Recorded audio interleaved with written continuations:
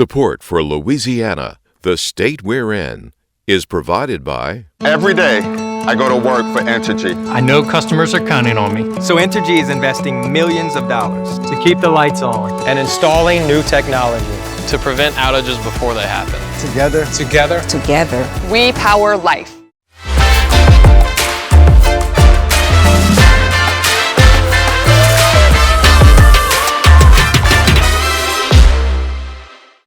Additional support provided by the Fred B. and Ruth B. Ziegler Foundation and the Ziegler Art Museum located in Jennings City Hall. The museum focuses on emerging Louisiana artists and is an historical and cultural center for Southwest Louisiana. And the Foundation for Excellence in Louisiana Public Broadcasting, with support from viewers like you.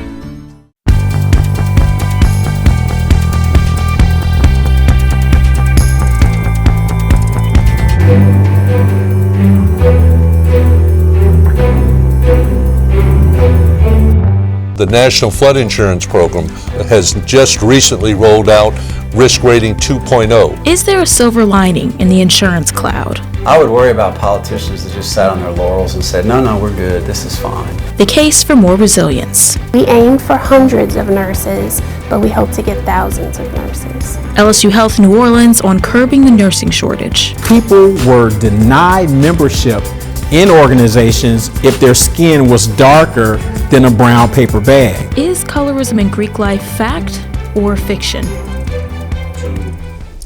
Carbon capture is where we begin tonight. The reason is because of a big announcement this week from Governor John Bel Edwards and executives from major global energy corporations. A huge carbon capture plan, which they say is an unprecedented effort to dramatically reduce industrial CO2 emissions in the state. The ExxonMobil, CF Industries, and EnLink Midstream are the partners in this plan, industrial scale carbon capture. This is a divisive issue, though. There are many climate researchers and environmentalists who say this expensive technology is not a solution toward zero net emission strategies. Nonetheless, land owned by ExxonMobil in Vermilion Parish will be the site of the underground storage of this project. And now to other news making headlines across the state. Pay raises and incentives are coming to Baton Rouge Police. EBR Mayor President Sharon Weston Broom and Police Chief Murphy Paul this week announced the plan. Higher pay and incentives should help recruit and retain officers.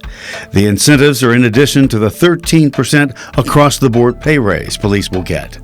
Money for the proposed incentives will come from the American Rescue Plan, and the Metro Council needs to give final approval. The former Avondale shipyards, where thousands of people once worked to build warships for the U.S. Navy, has now been relaunched as a new manufacturing hub called Avondale Global Gateway. The governor joined officials from the Virginia-based terminal operator that bought the site for $60 million in 2018. It was rechristened this week for its new purpose.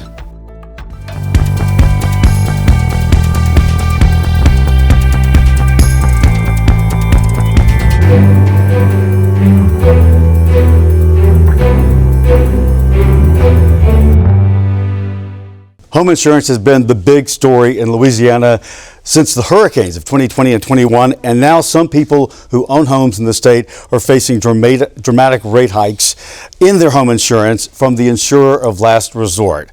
Louisiana Citizens Property is that insurer. Jim Donelon, Insurance Commissioner, you're here with us to give us the latest, and this has to be something that's kept you up at night. No question about it. We have worked Citizens down from 173,000 policies, their all-time peak, right after Katrina Rita, to 35,000 policies when Laura hit Lake Charles 2 years ago.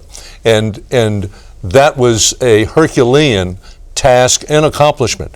It was down from 10% of our property was insured through Citizens to 0.5%. We actually had to slow down the takeout to maintain a infrastructure at Citizens for the next big catastrophe. So to even have this kind of last resort insurance is an important big deal. The rate hikes, though, 63% for those impacted. And that rate hike is driven virtually entirely by the cost of reinsurance that Citizens pays to reinsure their risk. We don't have enough business in North Louisiana to just spread our coastal exposure across our state. So we use the insurer of last resort, as all the insurers doing business in the state use the international reinsurance marketplace to spread our risk around the world, not just to North Louisiana. Now, Jim, there were 9 insurance companies that went belly up, is that correct? 7 with under umbrellas, 2 more that were part of the 7. And then others just stopped doing the typical business that they do. Almost all.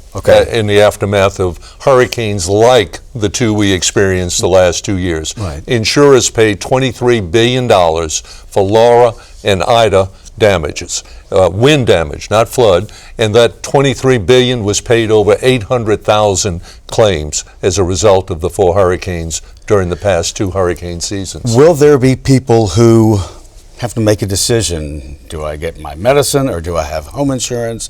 It's got to be difficult for some. No question about it.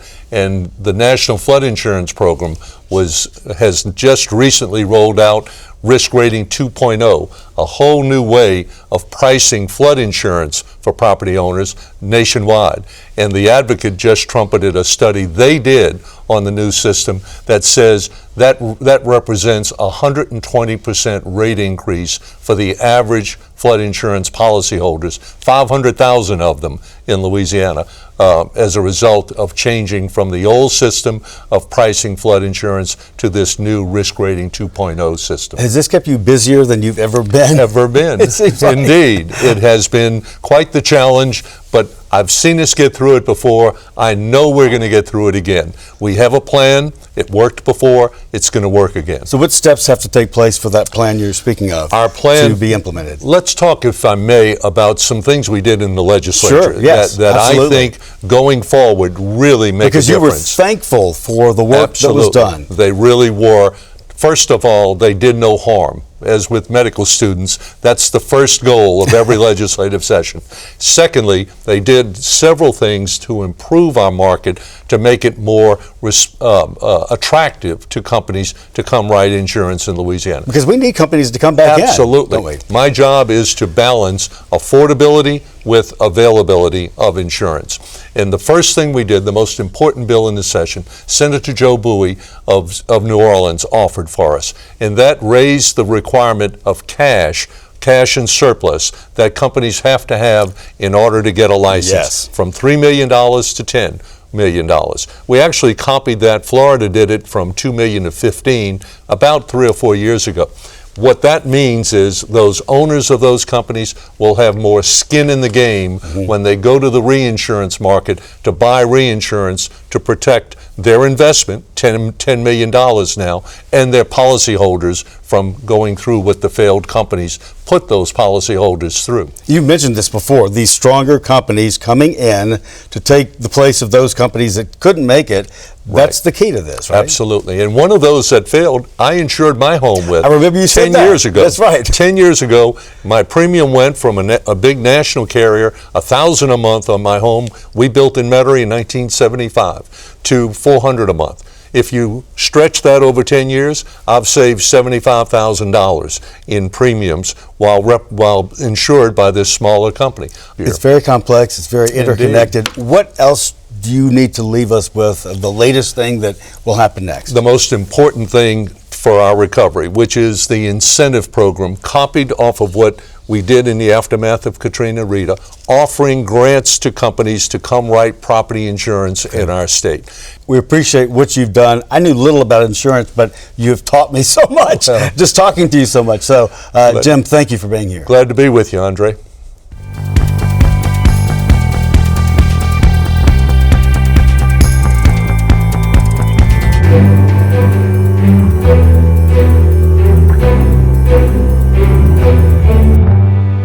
Hard-hit Florida is suffering through the aftermath of Hurricane Ian, but for the most part, not in the dark and with cool air. It's far different from the days and months after Hurricanes Laura and Ida here. Dr. Craig Greene of Baton Rouge is an orthopedic surgeon and also a public service commissioner. So I stopped by his office to talk about how recovery can look different here. How can we do better? That's a question Dr. Craig Greene of Baton Rouge is asking all around the state in his role as one of Louisiana's public service commissioners. My thought is, how do we move the needle? And if you look at Louisiana, people in general, we're very resilient. Now, if we could only take our resilience and put it into the grid, which is what I'm trying to do. And you know what I've learned is there's a huge gap between idea and implementation. And I think a lot of times in Louisiana, particularly on the Public Service Commission, the commission, we, them, whoever, has been very reactive. And what I'm trying to do is be visionary and proactive. The three questions that grip us constantly are reliability, affordability, and sustainability. I think we should be good stewards of what we've been given to pass off to the next generation. There are certain constants that we know will always be with us, yes. and one of those is hurricanes. And electricity. And electricity. So, you know, if we look at what's the best possible scenario, if we had to start all over, it would probably be small stackable nuclear and underground microgrids. Well, that would be probably 100 times more expensive than what we have right now. So the real challenge is, what is the best possible that we could have in the most affordable bites over a period of time? And that's not something you think about the day after a hurricane passes. That's what you think about now. Exactly. And, you know, one of my favorite comments or statement quotes is, good judgment comes from experience, and experience comes from bad judgment. So we could look back at our own lessons learned and not assign blame, but say, how do we do better? Look at what Florida's done, and they have made changes. So granted, we can't copy and paste everything, but we can. What lessons can we learn from them? After multiple hurricanes pounded Florida in 2004 and 5, utility companies and their PSC made a proactive decision to harden their grid. They invested billions into stronger poles, buried power lines, and elevated substations. They, however, right now, they have 95% power restoration. But that is something that people are not happy about. Right. They have a beef about that. With them. That's not good enough for them. We may have had 40 or 50%, I'm thinking, right? We would love 95%. Yeah. Now, granted, the very hardest hit areas aren't back online yet, but those without is minute compared to what Louisianans experienced after Laura and Ida. Human nature is to always want better. And so I think that if they can look back and compare how they did to the early 2000s, it's a high five. Sure. And yet I would expect that they're doing similar to what we're doing now, is even after 95% saying, how can we do better? What ways can we do better? I would worry about politicians that just sat on their laurels and said, no, we're good, this is fine. And also, if you do something the same way you've always done it, and it always fails after each storm. Insanity. Why would you do that? Right. And so there's a difference between storm blows through, you're knocked out, get back as soon as possible. That's rebuild. Now, a totally different subject is resiliency. Resiliency is where Greene is putting most of his focus, because he says if we're resilient, we're better off. He is finding challenges, though, every step of the way. I have opened a docket, that's how we study things, to assess what is Louisiana's plan for resiliency. And guess what? We don't have one. Okay. And that may be why we do so poorly. Greene also believes Louisiana should set high standards and have companies meet them, not the other way around. By aggregate, we're the poorest state in the union. So, and that's why we've also reached out, like Helena Morena and I wrote a letter to the president saying, look, you're printing $6 trillion. Can we have $4 billion? Exactly. Right. And if you're sending all this money to the Ukraine, don't forget. And if my thought is, if that were happening in New Jersey, I'd be fine with the federal government doing that. That's why the federal government exists. So we're turning over every rock. And we invite the public to be part of this conversation too, and be educated on it and know what's going on. And then have input to your leaders like myself and whoever your PSC elected official is. My message to people is I'd be frustrated too. And I am frustrated.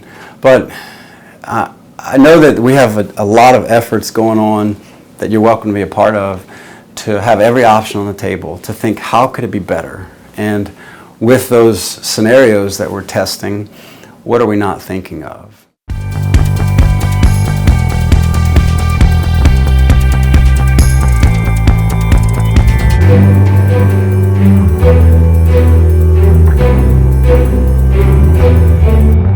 The COVID-19 pandemic is widely blamed for creating our nation's nursing shortage. But while it did exacerbate things, experts in the field have been sounding the alarm since 2010. Hospitals coping with dwindling staff have begun brainstorming how to bring people back into the profession. LSU Health New Orleans was granted $3 million to do just that. The nursing shortage has been an issue for a while. People have been bringing this up really since the pandemic started. Why is there a nursing shortage? There's so many factors related to why there's a nursing shortage. I think the pandemic did exacerbate the shortage. Burnout is one of the #1 reasons. There was so much need at once. And so many needs from multiple directions. You know, nurses have families and they have their own needs as well as their patient needs. So I think the shortage existed before the pandemic. I know the shortage existed before the pandemic, but it was certainly exacerbated by the pandemic. So burnout is a reason. I mean, what about older nurses and people that just are leaving? Is that also an issue? It is definitely an issue. Since the pandemic, we've had hundreds, if not thousands, of nurses leave the bedside. Some is related to retirement. We did have some nurses come out of retirement to work and help. But some is related to retirement, some is related to just not having what they need mentally to endure the secondary stress of caring for patients. Secondary stress. I'm pretty sure it was just way more difficult to carry that burden around, especially during that pandemic. Very much, very much. So LSU is trying to remedy it in a way. How is that happening? Can you tell me a little bit about this program? The grant that we were fortunate to be awarded, we were awarded 1 out of 10 in the nation, is actually for Louisiana, Arkansas, Oklahoma, New Mexico, and Texas. So Region 6 of the United States Department of Health and Human Services. It focuses on increasing a clinical faculty workforce. So you know, if we have a bedside nursing shortage, that faculty are even more in need. For workforce. So we will be able to combat the clinical faculty shortage as well as the nursing shortage by developing and making it easy for them to support new nurses entering the workforce. All right, so new nurses, that's where everything is. It's not necessarily keeping people in, it's getting recruiting. That's what it is. It is recruiting. We hope that it is retention as well. The retention will be on the professional development side. You know, we have data that tells us when nurses feel confident that they can do a certain job that they enjoy and are more satisfied with their job. So we hope to help retain existing nurses, building their capacity to support teaching new nurses and supporting new nurses to stay at the bedside. So I know you said that this is Region 6, which is basically the southern part of the United States, but in Louisiana, is there a specific place you guys are looking to fill nursing positions? We are looking to fill in rural and underserved, medically underserved areas.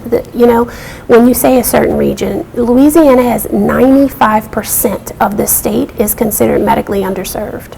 95% of the state. So that includes rural and urban or suburban areas are underserved and need nurses and need healthcare providers.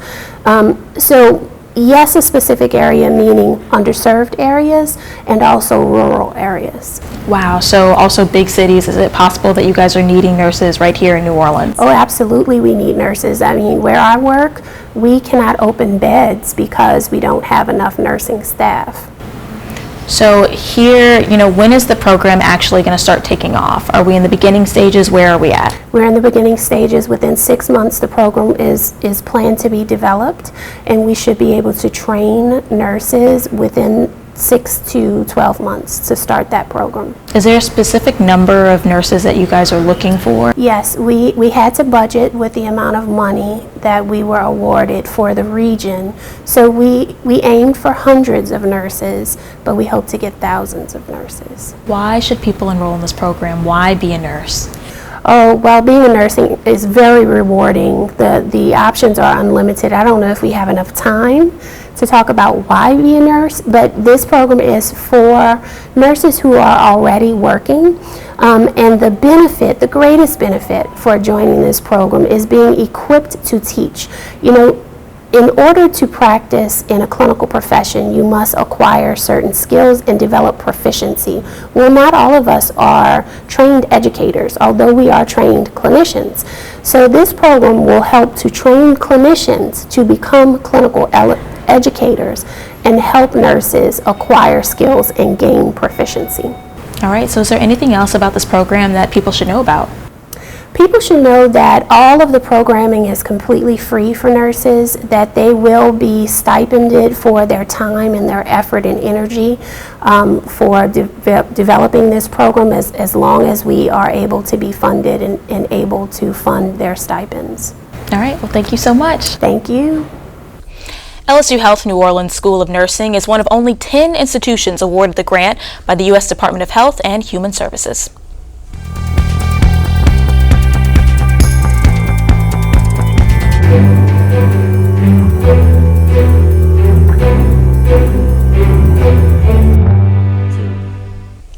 Colorism is a form of discrimination against darker skin tones. It's an intraracial issue that the Black community has debated for centuries.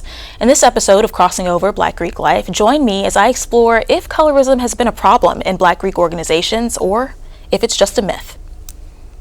Have you ever been told you weren't good enough? In a sense, colorism and texturism do that, and it's taught at a young age. Dealing with discrimination of light-skinned Black versus dark-skinned Black.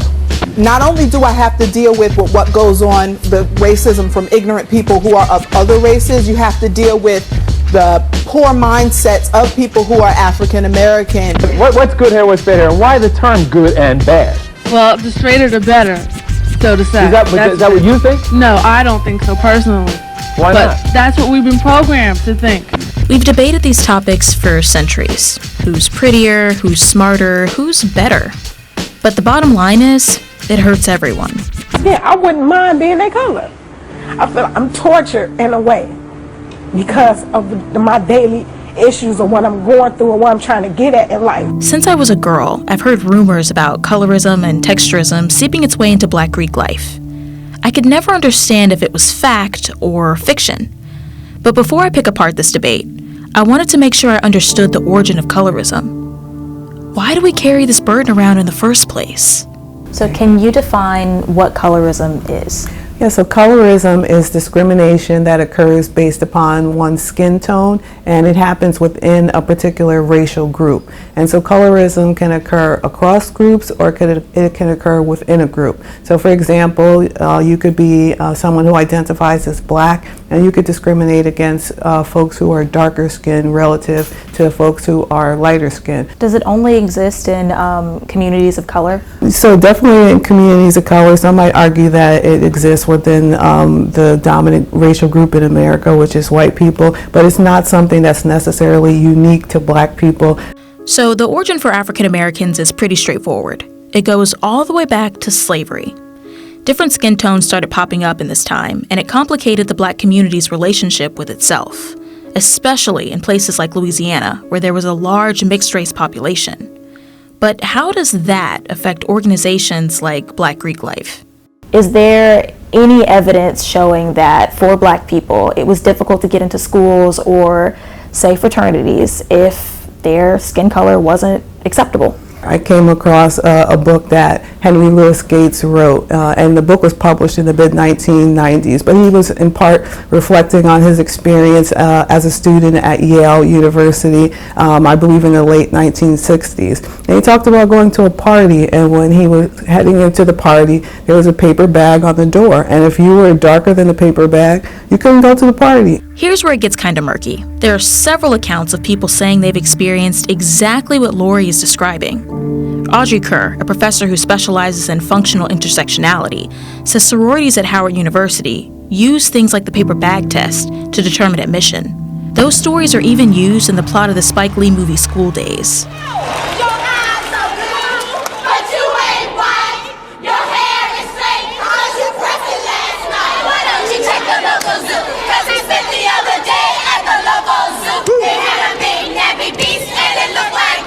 But on the other side of that debate, some say there wasn't much evidence to support these claims at all. One of the major criticisms that black fraternities and sororities have faced over time is elitism. And a lot of that was manifested in the stories about the brown paper bag test, meaning people were denied membership in organizations if their skin was darker than a brown paper bag.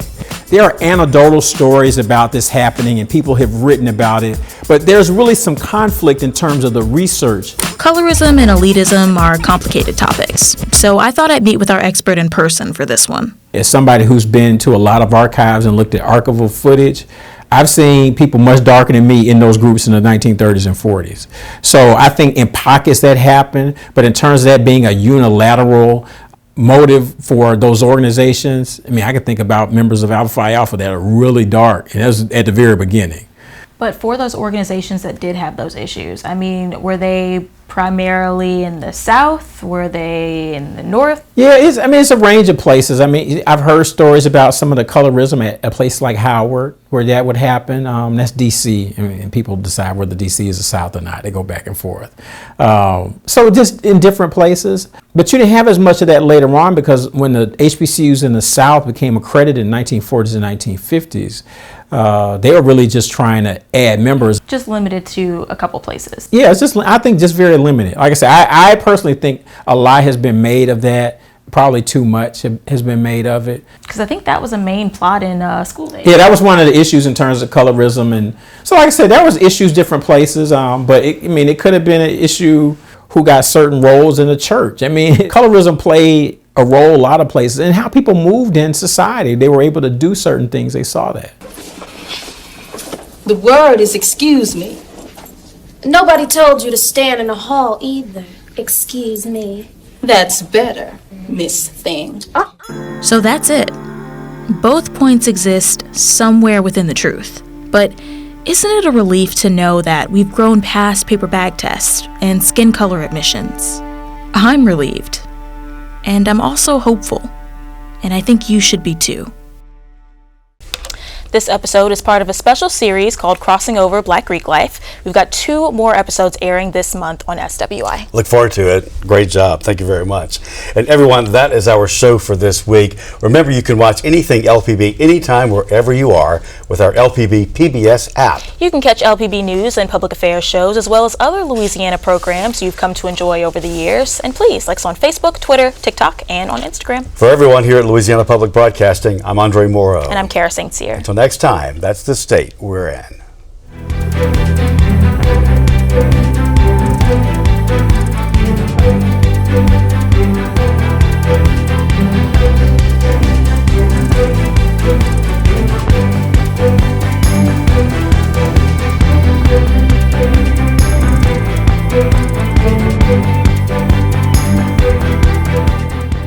Support for Louisiana, the state we're in, is provided by... Every day, I go to work for Entergy. I know customers are counting on me. So Entergy is investing millions of dollars to keep the lights on and installing new technology to prevent outages before they happen. Together, we power life.